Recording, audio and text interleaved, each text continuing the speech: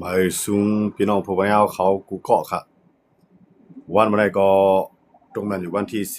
18เดือนธันเจ็ดปี2026เขาขามาเขาทุมยากันในข่าวยามกลางในละค่ะเนาะ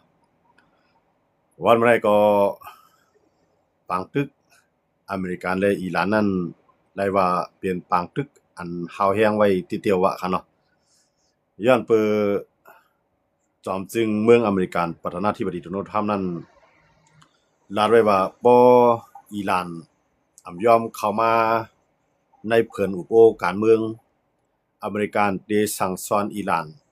ให้บ่รับรู้ลองรู้ซุ่มที่ใหญ่หลวงกาหือนี่ประธานาธิบดีโดนัลด์ทรัมป์ย้ำหลอกไว้มื้อวัน2วันป่วนมาว่าได้ยื้อใส่โครงสร้างพลังงานนี่มันแจ้งว่าโรงน้ำกินนี่โรงไฟฟ้านี่พื้นที่เฮ็ดแก๊สนี่บ่ได้เป็นเส้นตาสายต่างโขข้ามน้ำข้ามห้วยข้ามลอยอันนั้นก็โขข้ามเมืองต่อเมืองนี่อเมริกันติย้านรู้แล้วแปดนี่พอถึงมามื้อว่าวันที่17นั้นในข่าวยามบ่โขค่ำค่ะเนาะ ประธานาธิบดีโดนัลด์ทรัมป์ก็เลยสั่งทัพศึกอเมริกันอันเลยอยู่ไว้ตั้งตะวันออกกลางนั้นเข้ามาตึกยื้อแบบทัพศึกอิหร่านละลายพื้นที่ค่ะเนาะย่าก็ย่าแบบข้ามโขข้ามตั้งค่ะเนาะโขข้ามเมืองอันลูกเอาต่างเมืองเตมาก้าขายต่อเมืองลงกรุงเทหะรันของอิหร่านนั่นเองอเมริกันไล่กว่าย่าลูกเหลือแบบโขอันไหนค่ะเนาะมื้อเหลือใน เฮ็ดให้อิหร่านในอ่าเสียนตังคือก็เลียนออกก้าขายไล่กำไรตั้งกลางหาวก็สังกว่าเนื้อลิ้นก็จังต่อส่งโคของเนี่ยเฮ็ดให้อิหร่านในทบตั้งหยาบเตี้ยๆว่าสิแลอิหร่านในมาตกย้อนให้จัดจึงลุงฟ้าเข้ามาเกกำไรถามว่าอันอิหร่านตกย้อนให้จัดจึงลุงฟ้าเขาเข้ามาเกจอม มาเซซอมอเมริกานั่นเนี่ยมีเมืองเลยที่ฮัดอ่อนโหออกหน้าเสียฮัดจีนาตำตาว่าอเมริกันเป็นภัยพิษเนี่ยในข่าวยามมื้อเหลือในที่ไปมีเมืองเลยย้อนนั่นแหละนะว่าอิหร่านนั่นก็กะเลยข้ามก้อยกะว่าเป็กซะว่าอิหร่านยากกินในสิตาก็อิหร่านนี่ก็มันก็ตึกแข็งอะครับเนาะมันก็ตึกลัดแข็งอยู่ก้อยกะลาเฮ็ดมันได้ก็ไข่โอนเนี่ยเนาะเฮียง อันตาที่มังอเมริกันนั้นมันมีสังนั้นขนาดเนาะมันก็กะเลยมังใส่อ้วยหลีของอเมริกันอันอยู่ตั้งตะวันออกกลางมื้อนั้นได้ย่าอยู่คูเวตบาห์เรนกาตาร์จอร์แดน UAE อันอิหร่านอยู่ไสนะครับเนาะแล้วก็ปารังทัพศึกอเมริกันอันอยู่ไว้ที่ในซีเรียแล้วก็ทัพศึกอเมริกันอันอยู่ไว้ที่ในอิรักอันนั้นก็อิหร่านน่ะอยู่ไสกูติๆครับเนาะ ยื้อใส่เซต้าก็ถามว่าเฮ็ดให้ลูกเดียวใหญ่ลงอยู่5ตอนตาตับซึกอเมริกันนั้นอยู่ซ่อมหิมความจังได๋นั่นนี่ก็ติมีลองลูกซุ่มพองคันเนาะก้อยกะส่วนใหญ่นั่นก็ติมีอันเฮ็ดกลางกลางหาวเซเฮ็ดหลายอยู่เป็นส่วนใหญ่นะครับเนาะกำานั้นอิหร่านก็มีต่างเรื่องนะครับเนาะก็กะเลยก้มหน้ารับมือต่อสู้กว่ากำานั้นอเมริกันก็มีตื้อต่างว่าได้ถอยครับเนาะเพราะกำนั้น อ่าย้อนเบอร์หาในอันปีที่อเมริกันมันจังถอยในก็หนึ่งในภายในการเมืองของอเมริกันนั้นเพราะว่าโดนัลด์ทรัมป์ได้ถอยกว่าแล้วไล่สังโดนัลด์ทรัมป์ก็เลือกตั้งมาก็ตีซุมก็ได้เพราะว่าถอยได้10ตึกกว่าก็เหลือเอาให้เป้ก็ได้โดนัลด์ทรัมป์ก็ในใจยังอ่านมาได้ก็ที่ใครยังอ่านให้อิหร่านในยอมเสียก็มาอุบการเมืองกันให้ยอมขึ้นลองปังตึกยาวก็ปืดปังหลายเฮาหมดก็อิหร่านก็ย่อมปืดคานาโมเลในปังหลายเฮาหมดก็ย่อมปืดอิหร่านนั้นย่อมปืดที่ปังหลายเฮาหมดในเสมกาในยังจี้สังไห้ฮูตีอันอยู่ไว้ที่ในเมืองเยเมนในเข้ามาปิกปังหลายเลียงมื้อในฮูตีเนี่ยก็ไปฮัดมาค่ะเนาะย้อนว่าซะในมันมีไว้ซาอุไปมังไว้อยู่ค่ะเนาะซาอุดีอาระเบียในไปมังไว้ซาอุอยู่แล้วย้อนนั่นแหละฮูตีก็พอได้เข้ามาจอยก็ได้ยากินหลายภายเนาะเพราะมาปิกปังหลายเลียงในได้มายาฝรั่งเศสได้มายาอังกฤษได้มายาเยอรมันยาก็ได้มายาอเมริกันแท้เนาะในที่ปังหลายเลียงในมันมีตับคือ ไว้หลายๆเมืองค่ะเนาะตับคือตับซึกนะคะเนาะตับซึกคืออันอยู่ไว้ทั้งปางหลายเหลียงเนี่ยมันมีไว้หลายเมืองอย่างนั้นแหละฮูตีพวกฮูตีมาฮูตีก็ได้ยากกินก็ในถามว่าฮูตีมาอย่าฮูตีที่ปิกไรฮะเนี่ยแอบติปิกละอยู่ในโจข้าวค่ะเนาะอย่าปิกกันเนาะการว่าปิกนั้นมันสิว่าเตียวคือมันก็ขวางไว้ค่ะเนาะ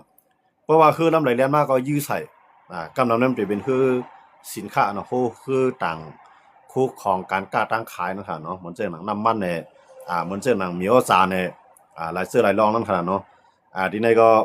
มื้อเลยในหูตีเนี่ยไปฮัดออกค่ะเนาะไปฮัดออกคู่มาพอออกมาปุ๊บในเดี๋ยวอยู่ญาซาอุดิอาระเบียในมังเนาะแต่ว่าหูตีก็ตัวอย่างมันเหมือนเจ้าหนังฮามาสค่ะเนาะฮามาสในเมืองตั้งในต่อสู้เต็มที่อิหร่านลาดว่าเอาอย่างซึ่งนับแสนเสมาจ่อยกำเนิดส่วนมาอิหร่านเนี่ยมาจ่อยเสปล่อยฮามาสในยากินอยู่ภายเลี้ยวค่ะเนาะถึงดีฮามาสในปอยอมค่ะมื้อเลยในค่ะเนาะอย่างนั้นแหละในเป็นตัวแทกตัวอย่างอันที่หูตีในอำพัดมาเต้ค่ะเนาะก็ในพวกหูตีมาปุ๊บเนี่ยมันจะมีอยู่2ภาย3ภายในไปมังหูตีเนาะหนึ่งในอิสราเอลมังแน่นอนอะค่ะเนาะกำในทางต่างหนึ่งในมันจะมีทางลงบองซึ่งเยเมนเนาะลงบองซึ่งเยเมนในซ้ำรายด่างจ่อยแถมที่ลงบองซึ่งของซาอุเนาะซาอุในห้ำหนังฮือเต็มมังเป็ดฮูตีมันก็กับปันแห้งเยเมนเต็มมันได้ฮูตีเนี่ยมันเป็นกวนในเมืองเยเมนค่ะเนาะก็มันเป็นจุ่มยิบฟองกลางที่มีเอ็นแห้งใหญ่กุ้มกำนาทีและกว้างขวางแล้วก็มีอานาเขียงต้าอะไรลงบองซึ่งเนาะเพราะว่าเต็มมันได้อานามันได้ก็ใครสูงหรือลงบองซึ่งค่ะนะฮูตีเนี่ยค่ะนะอย่างนั้นเลยต้องว่าซาอุหันว่าตาลงบองซึ่งเยเมนได้อยู่ไรนั่นซาอุได้จ่อยเต็มที่อย่างนั้นเลยต้องว่ามันก็ได้ยากกินหลายภายเนาะแต่ว่าฮูตีก็พัดออกมาหมดเลยนะก็ในอเมริกันก็ทุบใส่ที่ตั้งคำมันจะว่าสะพานคำโคคามเมืองนะครับเนาะมันจะว่าติดต่อคู่ของมาที่เป็นแก๊สในน้ำมันในฐานที่ฐานหินคู่ของไต้ลินของอิหร่านนั่นแต่ติดต่อส่งจุรัสเซียแต่ติดต่อส่งจุเขมื้อเลยในอเมริกันก็ทุบไปแล้วครับเนาะบ่อเมริกันก็ทุบไปที่ในมื้อเลยในอยู่ที่เขจองที่ฮัดเข้ามาจอยเนี่ยอันนั้นได้ก็กวนดังนำอันที่เขาทัดสร้างการซื้อการเมืองอันนั้นได้ก็เขาก็วนว่าเขก็ตรงนึงมาแล้วเนาะเขก็ตรงนึงมาแล้วเพราะมันตัวได้เขตผีในได้มันตรงนึงสิตาก็มันติไปฮัดเข้ามาค่ะเนาะเพราะมันเข้ามาปุ๊บนั่นแน่มันได้จานาปังตึกถึงเมืองมันย้อนเปิเขในใครเป็นไม้หนึ่งของกัมพาในมันหลุดลากปังตึกกันได้ยาวกว่าเพราะว่าปังตึกอิหร่านและอเมริกันได้ยาวกว่าในรัสเซียก็ยาวยูเครนหลากปังตึกเนาะยาวไว้เนาะกำไรยูเครนและดัง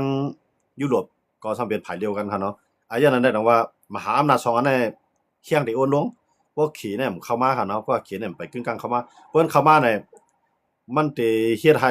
อเมริกันเขาเนี่ยสิอยู่กับแก่ปานเขาอยู่กับหลายๆเมืองเนาะลุกขึ้นมาเขียงตาดอกขี่อย่างนั้นเลยขี่เนี่ยมันสิจันเอาไฟเข้ามาในตัวมันขี่ก็จะได้ไปจังฮัดค่ะเนาะว่าได้ว่าที่ออกมาลาดจ้อมอยู่นั่นค่ะเนาะออกมาลาดจ้อมอยู่สิตาก็ว่าแลบติอำหัดใจแฮงซึกเข้ามาตีในค่ะเนาะติมันได้บ่ตามหลักมันได้โอ้ยหลี3เมืองนั้นมันหลุดจอยกันเนาะมันจังอิหร่านอเมริกันมันจะอิหร่านรัสเซียแล้วก็เคเนาะติมันได้เขาจะได้หลุดจอยกันมันจังนั้นเกาหลีเหนือจะได้หลุดเข้ามาจอยก็มีภายฮัดเข้ามาจอยค่ะเนาะพอเข้ามาจอยปุ๊บในมันสิเย็นเป็นบางตึกหน้าโตกำเดียวค่ะเนาะย้อนเบิ่งในอเมริกันในเพราะว่าญาเพิ่นละลายภายโคมให้มังมันในหน้าโตในเดี๋ยวเข้ามาจอยมันเนาะนะมื้อนี้มันไหลกับมังเคมันมังอิหร่านไงย้อนนั้นแหละมันจะหนังอันเคมายุ่งในเมืองมันอันนั้นก็อเมริกันนี่ก็มายุ่งจอมเตะปล่อยให้เคในจัดการผมว่ามหาอำนาจในเขาอย่างกันกินนะคะเนาะอันที่รัสเซียมามังยูเครนอยู่นั่นก็อเมริกันนั่นเพราะว่าสังทิเตเนาะจอยได้จอยอยู่ก็ว่าพอเตียกรัสเซียได้เตนั่นคือรัสเซียและอเมริกันเต็มแล้วยื้อกันกับซื้อแล้วมหาอำนาจ3เมืองนี่เขาเต็มมังกำซื้อค่ะเนาะเขาเต็มมังกำซื้อย้อนนั้นเลยเขาได้เอาตัวแทนเข้ามังกันพอตัวเอามันเรียบร้อยเตี้ยๆนี่อันนั้นก็ได้เปลี่ยนเกมมันก็มันได้จังได๋ครับมหาอำนาจนะคะเนาะย้อนนั้นเลยว่ามื้อละได้อันกวนตั้งหน้ามุมมองอันเปลี่ยนใจอิหร่านเนาะอันปันแห้งอิหร่านอันปันแห้งเขรัสเซียเขาได้ก็ปีใหญ่เขาได้มาแล้วรัสเซียได้คำจังมุมมองครับมื้อในรัสเซียได้เต็มจังมุมมองยามมาเนี่ยรัสเซียเนี่ยมันมียุโรปกำยันไว้เต็มที่ค่ะเนาะยุโรปในสำแล้วเอาตัวยุโรปเขากำซื้อว่าเอายูเครนก็เข้าอย่างยูเครนก็รับมือไว้เต็มที่กำในรัสเซียเนี่ยก็เหมือนเส้นหนังที่ตั้งอย่างในทะเลอาซอบค่ะเนาะที่นั่นก็มังอันแห้งนะคะเนาะตั้งยูเครนกำในที่อย่างในรัฐไครเมียรัฐไครเมียเนี่ยก็น้ำมันว่าสั่งว่าจังนั้นมีใจเอาค่ะเนาะอันนั้นก็ยูเครนมังเต็มที่ค่ะเนาะกำในอันที่รัสเซียมายึดไว้โดเนตเนี่ยลูฮันเนี่ยหลายพื้นที่จังได๋ก็ยูเครนได้ขึ้น เอาอย่างซึ่งในขึ้นคือการเข้าตึกต่อรัสเซียกำไรยูเครนก็มีดวนนั่งนำนั้นขนาดเนาะอันยูเครนไปอันยูเครนหับมือเสียเลยต่อสู้รัสเซียอะไรอยู่ในวันมันก็มันเปลี่ยนย้อนเปดวนนะดวนเลยตั้งข่าวกองเนาะมันจะว่าเกี่ยวกับเรื่องข่าวอันตีตั้งอ่าอันฮู้ว่าซึกรัสเซียเขาตรงนั้นจังนั้นนะมันเลยตั้งใจทำเดียวอเมริกันเขายุโรปเขาปันสายข่าวเต็มที่อันนั้นก็อยู่ที่ใดยูเครนหับมือรัสเซียมาเลยว่าเรื่องนั้นอิหร่านเนี่ยมีตัวฮัดมาจอยมันค่ะเนาะมีตัวฮัดมาจอยมันเสียมก้าเนี่ยเพราะว่าอิหร่านในอ่อนกว่าหรือในเอาในเมืองอิหร่านเนี่ยมันจะมีทางจุ่มยุบกองกลางหลายๆจุ่มค่ะเนาะจุ่มยุบกองกลางเจ้าคือนั่นนำหนักเนาะอันใหญ่หรือเปิ้นก็จะเป็นเจ้าคือเคิดก็ไม่ได้เจ้าคือเคิดก็เฮาตัดได้ปลดปล่อยจึงเมืองเคิดเฮาขึ้นมาหลายนั่นน่ะเขาก็ได้เข้ามามังอิหร่านสิแลตัดเอาหน้าลิ้นอันนั้นได้เขาได้ไปฮัดเขาในเขายังบ่เลยย้อนว่าเนี่ยเขาไปด้วยหันว่าอเมริกันได้ถอยเมื่อไหร่ว่าอเมริกันว่าเขาเข้ามาปุ๊บเนี่ยอิหร่านถอยเนี่ยเขาได้ยากกินอเมริกันถอยเนี่ยเขาได้ยากกินอย่างมันจะนั่นเนาะไปด้วยอเมริกันก่อนอเมริกันและอิหร่านเนี่ยเขาได้ขึ้นอู่กันเลยเมื่อไหร่นั่นท่านเนาะเพราะว่าอเมริกันในเมื่อเนี่ยมันได้ใครอู่อยู่ใกล้กับว่าอิหร่านเนี่ยตาว่าอู่ก็เพราะอันที่อู่ก็ให้อเมริกันเนี่ยยอมถอยก็กับอเมริกันนั้นมันไปจังถอยกันเนาะอเมริกันนั้นไปถอยว่าอเมริกันถอยก็บอกว่าหลายๆฝ่ายเนาะอันเป็นจุ่มยุบกองกลางลูกพื้นในเมืองอิหร่านนั้นก็เอาข้าวย่ำดีไปด้วยว่าลงปองซึ่งอิหร่านเนาะลงปองซึ่งอันเป็นตับซึก IRGC ในตีโอนอ่อนลงเมื่อไหร่นะเพราะเขาพวกอิหร่านในโอนอ่อนลงแล้วเขาจะนั่นก็ได้เข้าชิมอนาลินเนาะได้เข้ามาตึกจุ่ม IRGC ก็เป็นไรครับเนาะมื้อเลยได้เข้ามาตึกค่ะย้อนเบอร์เขาด้วยว่าอเมริกันใน2ที่อุปกันเลยดังอิหร่านเพราะว่าอเมริกันอุปกันดังอิหร่านได้ในอิหร่านได้กับทุบเขาย้อนนั้นเลยเขาด้วยเงาลายมันน่ะค่ะเนาะมีเงาลายการเมืองมันได้ก็เผยหมอเอาเงาลายหลีมันก็จังไรตื้อต่างหลีนั่นค่ะเนาะมื้อเลยได้เจ้าเคิดได้หางเฮียนไปเตรียมทนสังเกตว่าอิหร่านในคนอ่อนลงกันหรือในเนี่ยก็ได้เข้ามาซิมออนาลินอันเป็นต้นตัดตัวเก่านั่นค่ะเนาะในเมืองอิหร่านเนี่ยมันมีเจ้าเคิดนำไม่ได้ที่ค่ะเนาะย้อนนั้นเลยต้องว่าเฮาเข้ามาด้วยที่ในย้อนนั้นเนี่ยเฮาได้เลยหันว่าปังตึกตั้งแต่วันออกกลางนั้นไปมีวิแววว่าที่กึดลงนั่นขนาดเนาะเพราะว่ามาด้วยอเมริกันรัฐว่าที่มันโครงสร้างพื้นฐานเนาะโครงสร้างพื้นฐานเนี่ยหมายถึงว่ามันจะเป็นนำโรงเฮ็ดนำเนี่ยโรงไฟฟ้าเนี่ยเครื่องจักรหลายชื่อหลายรองเนาะมันจะหนังโรงเฮ็ดแก๊สเนี่ยซึ่งในอเมริกันให้มื้อเลยได้ทุบเอาเนาะก็อันมื้อเลยได้อันโรงไฟฟ้าได้ไปทุบนะโรงไฟฟ้าทุบเป็นบางศูนย์อย่างดังเก่าค่ะโรงไฟฟ้านั่นก็ทุบเป็นบางศูนย์เนาะก็ว่าไปทุบไปแล้วเสียงทุบเป็นบางศูนย์มื้อเลยในไฟฟ้าเมืองอิหร่านเนี่ยพอใจเอาค่ะเนาะอิหร่านเนี่ยก็เลยมาห้ามคนเมืองของมันว่าให้ใจไผในอีโรงติๆว่าๆเนาะให้ลงปองซึ่งในมีไฟใจเนาะมันจึงว่าพวกมีไฟเนี่ยตัดได้เฮ็ดออกมาสังสิลองแล้วมันหยาบนั่นค่ะเนาะย้อนว่าในตรงว่าเนาะไฟฟ้าเนี่ยมันลำรองนะครับเนาะตรงว่าอเมริกันเนี่ยก็ทุบเป็นไฟฟ้าเนี่ยมันทุบไฟฟ้าเนี่ยได้ทุบเป็นบางศูนย์ก็เล็กๆได้ครับเนาะไปบางอันใหญ่มันเป้าหมายอเมริกันนั่นก็มันก็รัดว่าเพราะว่าอิหร่านเนี่ยยอมเข้ามาในตัวเจรจาหมายถึงว่าเพราะว่าอิหร่านเนี่ยยอมเข้ามาในปางกลุ่มการเมืองอุปโภคเหนือเพื่อนนั่นได้อเมริกันในอิหร่านในที่รับสิ่งทั้งเมืองอ่ะนั่นในตัวโน้ทำหลอกไว้หลอกเสียมก้ามันก็มังป้าค่ะเนาะมังป้ามังศูนย์เนาะไฟฟ้าในมื้อนั้นอิหร่านในมีลองตุ้งตื้อลองการใช้ไฟฟ้าค่ะเนาะก็ในมันจะเห็นว่าคู่ของสินค้าตั้งขายอันใดส่งออกกว่าต่างเมืองในก็อเมริกันในก็มังเวทคูอันลำรองเลยค่ะเนาะคูเบิ่นไทยฮ้องว่าสะพานน่ะค่ะเนาะใต้ฮ้องว่าคูน่ะค่ะเนาะคูอันใหญ่ๆนะอันลำรองที่กายข้ามห้วยข้ามลอยจู้กันเวียงดอกเวียงในเมืองดอกเมืองในอิหร่านในก็อเมริกันในก็ทุบเป็นหลายอันแล้วค่ะเนาะในครั้งเขาอันอเมริกันมังเต็มตีน่ะได้6วันเนาะค่ะเนาะ6วัน6วันน่ะ6คืนเต็มๆเนาะค่ะเนาะบางวันก็อ่าบาง7-8ชั่วโมงบางวันก็9ชั่วโมงบางวันก็6ชั่วโมงเอาชั่วโมงมันเข้าตั้งชั่วโมงนี่มังที่ค่ะเนาะย้อนมาจากในอิหร่านได้เลยว่ากินแห้งไว้ค่ะเนาะก็ในเมื่อกี้มีข่าวออกมาแทงเนาะว่าอิหร่านน่ะอยู่ไสคือไทยคือต่างน้ำมันไทยคือต่างคู่ของไทยนะค่ะเนาะอันลูกต่างเมืองเนี่ยก็ตัดได้ต่อขายส่งออกสู่ต่างเมืองนั่นน่ะญาอิหร่านอยู่ไสเนาะญาอิหร่านอยู่ไสของไทยเนี่ยก็ว่าข่าวได้หลายๆข่าวได้ออกมาว่านั้นเนาะออกมาว่าคือไทยเนี่ยยากกินเนาะกำในภายดังตับคือของไทยเขาได้ซ้ำว่ามันไปใจของไทยญาได้ยากกว่ายาวอันนึงเขาก็ไทยเขาแจ้งด้วยว่ามันไปใจของไทยอันนั้นได้ข่าวนั่นก็ไปยืนยันไปแน่นอนได้ๆครับเนาะก็สื่อข่าวในเมืองไทยได้อามาจะเป็นไทยรัฐเนี่ยอามาจะเป็นไทย PBS เนี่ยเนาะหลายสื่อข่าวได้ออกมาว่าคือไทยเนี่ยยากกินทั้งลำนึงในครับเนาะเหมือนตั้งเอายากกำนึงครับเนาะเพราะฉะนั้นอิหร่านเนี่ยเพราะว่ามันก็ทุบใส่คือต่างคู่ขวางในดิ๊กๆเนี่ยหลายๆเมืองก็ได้เตรียมพอใจนึงมานั่นค่ะเนาะมันก็ได้ตุ้มตื้อแท้เพราะว่าหลายๆเมืองในกึดการกล้าขายต่ออิหร่านนะอิหร่านนี่ก็เข้ากินนี่ก็เป็นหยาบค่ะเนาะในข้าวยามบ่เร็วนะครับเนาะก็มันถึงมีทางอยู่มันจึงว่า เมืองเรียกเมืองหลอกเมืองอะไรกินจ้ำอิหร่านมันก็ถึงมีอยู่พอนะครับเนาะก็ว่าอิหร่านเนี่ยมันต้องเป็นเมืองตีอยู่จำในตะวันออกกลางหลายๆเมืองครับเนาะตะวันออกกลางนี่ก็ซ้ำส่วนใหญ่อิหร่านก็ซ้ำกับยื้อใส่เขาไว้ในเขาจะในก็บ่ใครพอใจเนาะหลายเจอหลายรองในอิหร่านในยาไฟลูกขุบกูผายครับในเขายาหมดเดียวครับเนาะทางด้านหนึงก็ UAE ในเขามาในปังตึกซ้อมครับบ่คำในครับเนาะ UAE ในเมืองต่างเนี่ยมันได้ลักเขาไว้ลักเอาขีปนาวุธในยื้อเข้ามาก็กับอิหร่านในก็ฮู้ครับก็ว่าฮัดลาดว่าเป็น UAE ที่เตอันย้อนเมืองมันก็เลยเป็นปังตึกตาต่อตาพันต่อพันนั่นน่ะเนาะเป็นปังตึกกันปึดหน้ากันมื้อเร็วนั้นได้ UAE เนี่ยออกมาเตรียมตัวครับเนาะ UAE เนี่ยจะว่าออกมาเตรียมตัวเนี่ยหมายถึงว่าเดี๋ยวยังซึกเข้ากับตึกในเมืองอิหร่านครับเนาะมื้อเร็วนี้มันเอาดรวนเนี่ยขีปนาวุธเนี่ยยื้อใส่อิหร่านแล้วครับมื้อเร็วนี้ครับเนาะมื้อเร็วนี้ต้องว่าอันเข้ามาตึกอิหร่านเนี่ยมันมีอยู่2เมืองหนึ่งในได้อเมริกานั่นนี่เนาะสองมาใน UAE เนาะ UAE เนี่ยพวกเอาตั้งตะวันออกกลางว่าเนี่ยมันก็เป็นมาช่องของตะวันออกกลางเนาะตั้งตะวันออกกลางทั้งเส้นนั้นเป็นไว้มาช่องครับพวกเอียนแฮงซึกว่าครับเนาะหมายหนึงเนี่ยก็จะเป็นซาอุครับเนาะตั้งตั้งออกกลางตั้งตะวันออกกลางครับเนาะก็อันแก่นแข็งเลยได้จุกอยู่ภายอเมริกันเตรียมตัวได้ก็มันก็จะเป็นอิสราเอลนั่นขนาดเนาะอันนั้นตั้งตะวันออกกลางที่เข้าใจคือข่ายเร็วกันเนาะมันจะน่ะ UAE ตั้งซาอุขากล่อมใจแม่นกันนะอันที่เนี่ยครับก็กะว่าอำแม่นกันในเสยดาวค่ำไปถึงจันตีตึกกันขึ้นกำไรเหมือนเจ้านางอิสราเอลตั้งซาอุก็แม่นกันได้เตะครับเนาะก็กะว่า UAE และตั้งอิสราเอลนั่นแหละก็ไหว้หลังมาก็ยิบมือกันแต่น่าซังเนี่ยย้อนเบอร์ UAE เนี่ยมันจำอิหร่านเนาะกำไรตัดที่เหตุการณ์การหาเนี่ยมันเพียงพออันอเมริกันจ้อยก็จ้อยต้องนำเขาย้อนเบอร์มีทัพซึกอเมริกันอยู่จังเนาะก็อิสราเอลก็ในเทคโนโลยีการเหตุการณ์การหาเนี่ยก็อันเป็นโอลันโดมของอิสราเอลเนี่ยก็เลยว่าเป็นอันคือจันคือกับอันนึงครับเนาะแต่ว่าอิสราเอลเนี่ยก็ได้ขายโอลันโดมในปันตั้ง UAE เขาเนาะย้อนว่านั่นแหละ UAE ก็จังได๋มาข่มมือเฮ็ดก่อกันตั้งอิสราเอลครับเนาะแต่ว่าเฮาเข้ามาด้วยเนี่ยตั้งแต่วันออกกลางเนี่ยผู้เขียนอันวางก็มันเต็มใจผู้เขียนต่อสู้เนาะอ้วยหลีนวางก็มันก็เต็มใจอ้วยหลีต่อสู้จะเบิ่งหาเนี่ยว่าเงาลายมันแหลกลายมาเนี่ยมันก็ได้ปีนป่ายมันก็ได้ปีนผายมันเฮ็ดก่อนแทงผายเมื่อต่างในที่ตั้งตะวันออกกลางในเขาปึงอเมริกันในหมดอ่ะเนาะก็กะว่าหลังมาเนี่ยมือปังตึกอิหร่านเนี่ยไปเกิดขึ้นครับเนาะมื้อนั้นน่ะซาอุเลย UAE เนี่ยขึ้นจำใจกันอิหร่านเลยตั้ง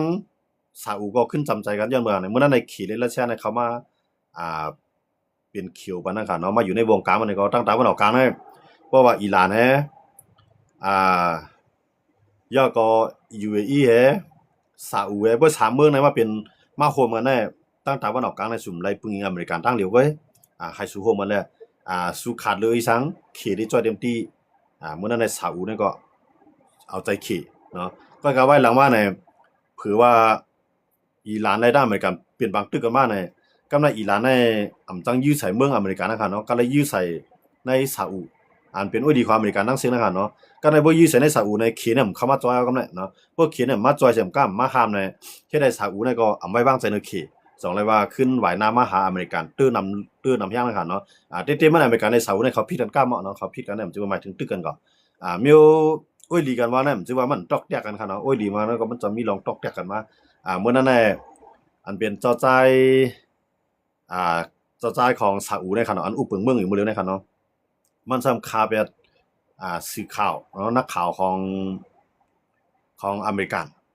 กำในเจ้าจ้ายในก็ซ้ำยอมรับก็กะอเมริกันซ้ำว่ามีหลักฐานมาเลยเนี่ยเฮ็ดให้ในก็ว่าอเมริกันในห้ามเนาะซาอุได้ลองการค้าการขายหลายเทื่อหลายรองมื้อจ้างได้เข้าโคมเหมือนอย่างหน้าร้านหั่นเนาะกำในว่าอเมริกันว่าว่าซาอุเนี่ยราคาแบบนักข่าวของเฮาเนี่ยเฮาก็ได้มีลองตอบแทนขึ้นมาเนี่ยอเมริกันก็ปิกอึดหลายเทื่อหลายรองการค้าขายเครื่องนักหั่นเนาะกำในก็เฮ็ดให้ซาอุเนี่ยไหวหน้ากับจุเคขี่ในก็บ่ว่าขี่เข้ามาปุ๊บในขี่ในมันเฮ็ดจังล่ะขี่ใน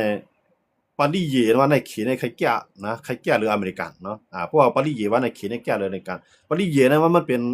การลักลิงนั่นขนาดว่าความซื่อๆของเนาะเอาปาลีเยลักลิงของมันเนี่ยก็เพราะสู่โคมกันเพราะสู่โคมมันหลายในการค้าการขายเฮาได้มาลงทุนล่าซุ่มไล่ปึงอเมริกันตั้งเดียวสุดมีอำนาจต่อรองต่ออเมริกันจังนั้นจังได๋เนี่ยว่าซาอุเนี่ยก็เอาใจเขเอาใจรัสเซียนำขึ้นมาเพราะฉะนั้นเนี่ยเหมือนจังนั้นตั้งตะวันออกกลางเลยมันแลบที่ห่างอเมริกันกว่ากำร้อยๆนั่นน่ะอเมริกันจังได๋มาปืนปังตึก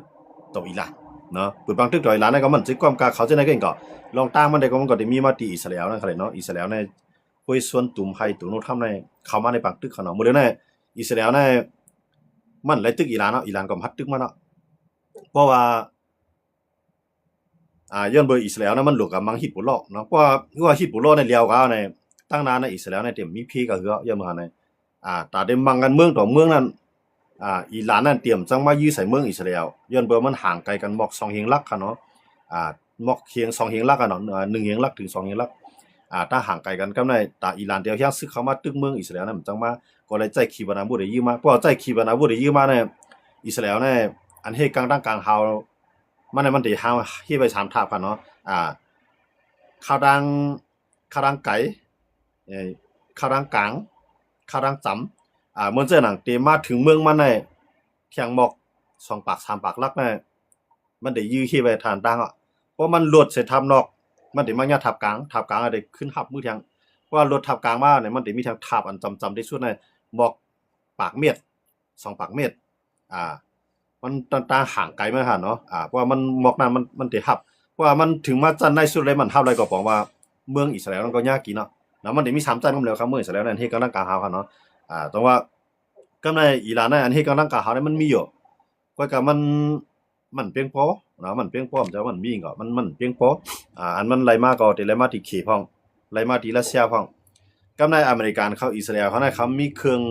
รบกวนสัญญาณนะครับเนาะเหมือนจังว่าแฮงสัญญาเหมือนจังว่ามีขีปนาวุธว่าทางกลางหาวเนี่ยมันเจอหนังเครื่องอันเฮ็ดกลางกลางหาวได้ขึ้นมาฮับในอเมริกันเขาได้ขี่เครื่องบินรบกวนสัญญาณนั้นย้ายไปทางต่างก่อนเนาะปล่อยเครื่องบินรบกวนสัญญาณมันจังว่าย้ายไปทางสัญญาณมันให้ตามันหมอดไปกันนั่นเนาะมันจังว่าอำยอบแล้วนะครับเนาะไว้นั่นเนาะว่าเขาย้ายไปสัญญาณเขาจำไกลกับย้ายไปอันเป็นฐานยื้อฐานยื้อขีปนาวุธเนาะฐานยื้อเครื่องกลางกลางหาวนะครับเนาะปืนตียื้อขึ้นมาน่ะ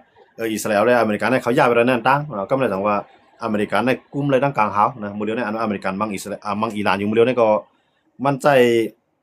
เครื่องบินลองหน F35 เนาะเครื่องบินลองหนเนี่ยมันติเวไลกูเมียวค่ะเนาะเวไลเลต้าเนาะเวไลเครื่องเฮกลางตั้งกลางหาวมันเวหลายๆเมียวค่ะเนาะเครื่องบินลองหนเนี่ยก็ในเครื่องบินลองหนเนี่ยมันได้ย้ายไปสัญญาเหมือนจังว่าสัญญาอันที่มายื้อใส่มันน่ะแฮงสัญญาที่มายื้อใส่มันไรนะมันก็ได้ย้ายซะมันได้จ้อหรือนั่นก้าเนี่ยมันก็ได้ตรวจสอบเนาะแจ้งด้วยว่าปืนเตียนในมันมีเพก็หืออยาก็มีเครื่องหนักๆอันอยู่ไว้ใต้ดินอยู่หั่นเนี่ยมันได้มีเครื่องอันสัญญาณนั่นแท้เนาะผมจังว่าอันตรวจสอบอันเจ็ดเซมันเครื่องบินรองหน F-35 อเมริกันเนี่ยอันนั้นใช้กลุ่มทางการหาวใช้เฮ็ดปังตึกต่ออิหร่านอยู่ในเขาย่ามมื้อเดียวครับเนาะอเมริกันเนี่ยจังว่าเครื่องบิน F-15 เครื่องบินรองหน F-35 F เครื่องบินรองหน F-35 ครับเนาะอันนั้นก็มันอเมริกันได้ใช้โดนในกลุ่มทิ้งทางการหาวไว้เพราะฉะนั้นน่ะอิหร่านเนี่ยมันจังเอาขีปนาวุธเนี่ยขึ้นมายื้อใส่เครื่องบินโดนในครับเนาะเพราะว่ามันยื้อออกมาปุ๊บก็หันตีอยู่มันเนาะก็ในว่าหันตีอยู่มันเนาะในก็ยื้อใส่แบบนะอเมริกันได้ใช้เครื่องบินนั้นเนาะมื้อเดียวในใช้ดวนเนี่ยเครื่องบินใน F16 กับ F35 อเมริกันได้ใช้3อันในครับเนาะแล้วก็โทมาฮอคในใช้นำไว้เนาะโทมาฮอคนั่นก็มันเหมือนจังว่ามันเป็นกวนบังคับให้ขาโทมาฮอคนั่นเนาะผมสิว่ายื้อกับผู้บ่ในมันได้ออกเปียงก็เอามันถึงว่าก็ผมใจครับเนาะเหมือนจังว่ามันกว่าเรียบมีขีปนาวุธอันเที่ยงภายผู้เขียนเตมาฮับเตมาหล่อใส่มันนั่นมันเตโมเวเที่ยงเนาะอันนั้นเฮาว่าโทมาฮอคกันเนาะก็ได้ว่ามันแบบนี้เพเนี่ยมันเดโมเลียวโหมันแทงเนาะมันเจ๋งกวนฮอกกลางค่ะเนาะอย่าก็นำตั้งเลย GPS เนาะมันเจ๋งว่าที่ยื้อใส่ติแล้วมันหลอกเปล่ามันว่านะมันเจ๋งเฮาคาอยู่ดูแดงก็มันเจ๋งเฮาคาดีกว่าเนาะกว่าลีปีลีน้องเนี่ยลีได้ก็ได้เสียเนี่ยลีวันใต้เมืองนึงเนี่ยเฮาดีกว่าที่ไหนเนี่ยเฮาเตรียมซื้อไว้ที่นั่นให้กว่านะเฮากว่าจ้อม GPS นั่นเดียวเฮากว่าดอกบ่ถึงหน้าเฮือนหลังนั้นนำเดียวครับเนาะนั่นก็มื้อนั้นเนาะอันเป็นโทมาฮอคของอเมริกันนะครับเนาะโทมาฮอคของอเมริกันนั่นก็มันเจ๋งกวนฮองไว้ครับเนาะว่ากับญาเพเนี่ยที่อันมันแลบที่เป็นเพดอกมันนั่นมันได้โมเวจ้อมเนาะอันนั้นถูกมาฮอกอันนะครับเนาะมีอเมริกันนะครับมีในโลกนั่นเนาะในกัมพาเนี่ยอันมีเครื่องหนักๆยื้อใส่ตั้งไฮมันก็สูงอย่างน่ะเนาะตั้งเฮ็ดไฮมันก็สูงอย่างแล้วก็โมเวเลต้าเนาะโมเวขีปนาวุธอันที่มาเฮ็ดไฮตัวมันนั่นเนาะตัวมันปออะไรก็ลงใส่ติ้งตีอันที่เขาตั้งเป้าหมายไว้ครับเนาะถูกมาฮอกแล้วนะครับเนาะอเมริกันมันมีถูกมาฮอกแนะนำน่ะเนาะมันได้ยื้ออะไรนึงได้ยื้อไต่ปังหลายขึ้นมา2มาในยื้อเหนือคือ3มาในหยิบใส่ที่เครื่องบินเสียยื้อมันยื้อหลายๆเมียวน่ะครับเนาะถูกมาฮอกตรงนั้นครับเนาะตรงว่ามื้อนี้อเมริกันในใจลอกล่าในเสิได้มั้งเนาะก็อิหร่านนั่นแหละอเมริกันมันจังเข้าว่าดาเสเนาะอิหร่านนั้นใจเป้าหมายที่อเมริกันที่เฮ็ดให้กวนปังก็เฮ็ดให้ยอมต่ออเมริกันบ่กันนะ ก็กับพวกอิหร่านนำย่อมเนี่ยตูโนทำลาดว่าปางตึกเนี่ยปางตึกเนี่ยเข้ากับมังในอิหร่านก็เข้าใจเข้ายามเป็นตาลายปีอ่ะมันจะว่าเมื่อในเมืองอิรักแล้วก็เข้าใจนำหนาครับเนาะใจเข้ายามนำหนาตาได้กับปีละอิรักนะครับเนาะก็ในอันเข้ากับมังในเมืองอัฟกานิสถานเนี่ยก็เข้าใจเข้ายาม20 ปีเขามามังเวียดนามเนี่ยก็ติมอก9 ปี10 ปีตูโนทำอายุตัวอย่างเนี่ยสังว่าปางตึกเนี่ยมันยาวเลยเข้ายามปอดก็เข้าหางเฮียนไปปางตึกเพราะว่าไทยระยะสั้นระยะกลางระยะยาวค่ะเนาะขยามปอดขยามกลางขยามยาวเข้าหางเฮียนไป3ข้าวเนี่ยตัวนู้นทำมาไว้จังได๋ปางตึกในพวกยาวเลยในขยามปอดก็เข้าได้รักปางตึกในเข้ามาในระยะกลางเนาะขยามในขยามกลางว่าขยามกลางออกไปยาวเลยก็ขยามยาวนั่นพร้อมแล้วเฮ็ดปางตึกขยามยาวบอกว่าว่าเตเที่ยงหลาย10 ปีก็ยาวซึ่งก็อิหร่านเนี่ยไปยอมนะอเมริกันได้ที่ได้10เข้าปางตึกกว่าตัวนู้นทำในว่าไว้จังได๋ครับเนาะนั่นแหละมันเป็นการหลอกซ่อมก็ว่าหยอกซ่อมก็ว่ามังซ่อมไปพอกเนาะมีโอกาสเมืองนั่นแหละมันตึกตอนตาอุบยาวตอนตาอองเป้อันนี้จะซื้อยามใจเขาเนาะในใต้เขายามใจเขาก็ในก็มันเป้งอ่ะนะนั่นได้อเมริกันได้พูดได้เปลี่ยนเป้ได้ก็เฮาได้เลยด้วยอเมริกันโดนัลด์ทรัมป์ได้